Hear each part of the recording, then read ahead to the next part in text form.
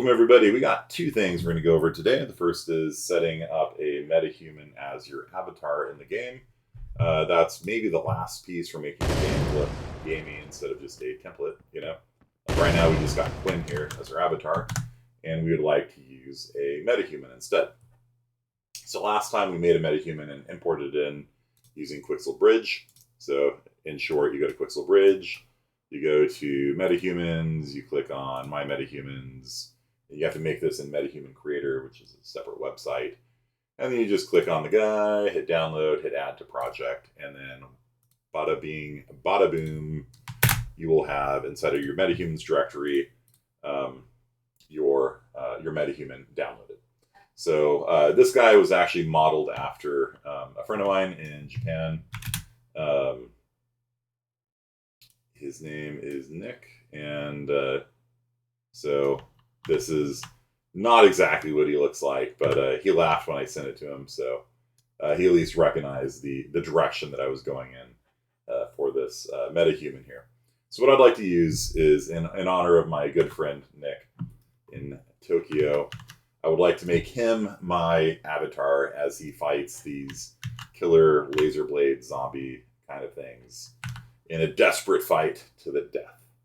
Okay, so what we're going to do is we are going to go to that blueprint that came with you. This is in your Metahuman directory, and we are going to open it up like this, double click, and under class settings right here, we're going to go to third person character, BP third person character as our parent class. When we do this, it's going to import all of the stuff from the BP third person character into here, except for the blueprint, which we will have to copy and paste over ourselves.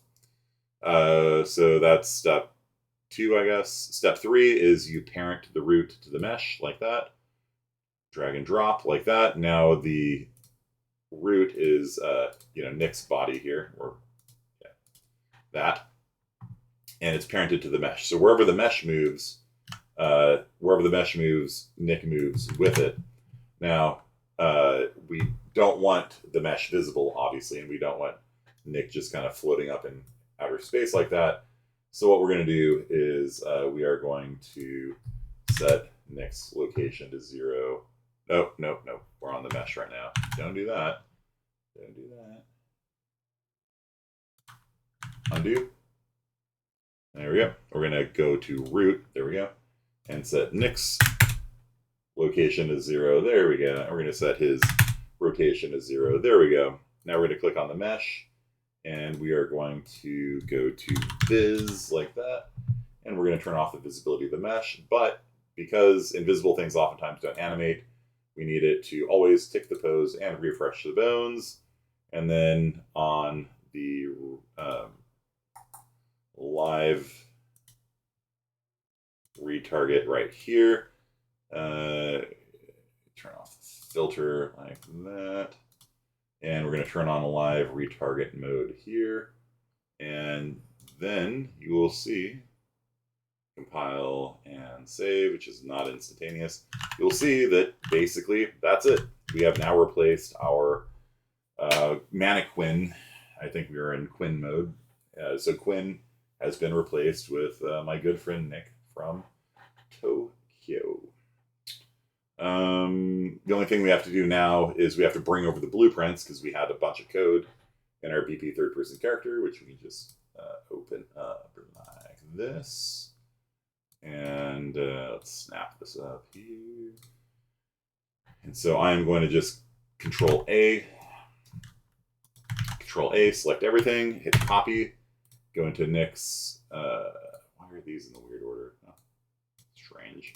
Go into the event graph and hit paste over here. Just move these down so they're kind of lined up properly. And there's one fix that you have to do, which is because there were 2 begin plays, what happened is the old begin play gets replaced with custom event. So you just basically delete that one and hook up the metahuman begin play, and there you go. Let's see. I might have fixed this thing already.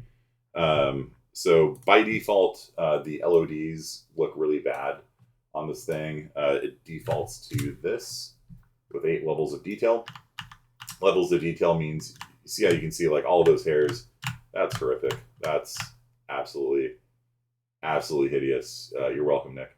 But as you move away, you'll see that his facial hair vanishes, right? Because what's happening is you're getting LOD popping here. It's actually switching out a low-res version of the model as you get further away from it, and as you get closer, it switches in a higher-res version of the model. So what I'm going to do is change it down to just 2 LODs, because the first 2 LODs have the beard. It's the third one that doesn't. And then, and now it can switch between the highest and the second highest. You can see there's still a little bit of popping in there, but it might save our frame rate a little bit. But it never actually uses the super low poly metahumans, and the facial hair never goes away, which is quite noticeable. So that's under the LOD sync over on the left-hand side, or you might have to scroll down to see that. Okay, so we've got the LODs fixed. We've got the old BP third-person blueprint thing copied and pasted over. If we were to hit play right now, we would still be using our old BP third-person character, because we haven't actually told our game settings to use the new Nick BP1. And so we have to, let me close that out and show you where that is. So you go to the game mode edit and choose edit BP third person game mode. And then right here, where the default pawn class, the pawn is the playable object of the player, of the main, of you. I mean, you in real life, right? You possess a pawn and you're controlling it with your mouse and keyboard. We're going to switch it from BP third person character to Nick BP1 here, and we hit compile, we hit save, we close that out, and then if everything goes correctly, Nick is now our avatar, and we can jump. Look at that, the animations all work. Nick can shoot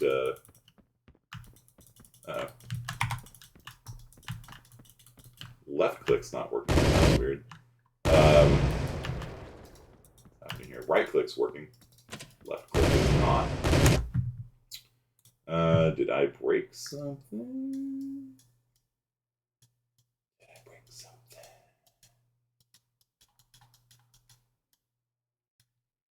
Well, as it turns out, I'll just use the one that I did have working right, and then that'll tell me if I broke something here, if I broke it somewhere else. I might have messed with it. But actually, no. Okay, it's somewhere in the blueprint. Anyhow, there we go. So Nick has the ability to shoot fire out of his chest, just like in real life. He has the ability to shoot holy darts to kill the laser zombies out in the world. He does not have that ability, though, in real life.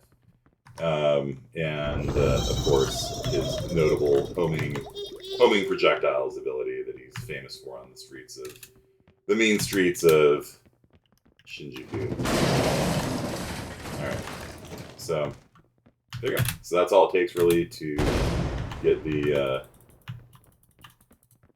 just like in Tokyo. Alright, that's all it takes to get your metahuman in on, and I'm great. That's all it takes to get your metahuman set up as your main character in the game. So I'm going to stop this recording and then switch to another one for sequencer.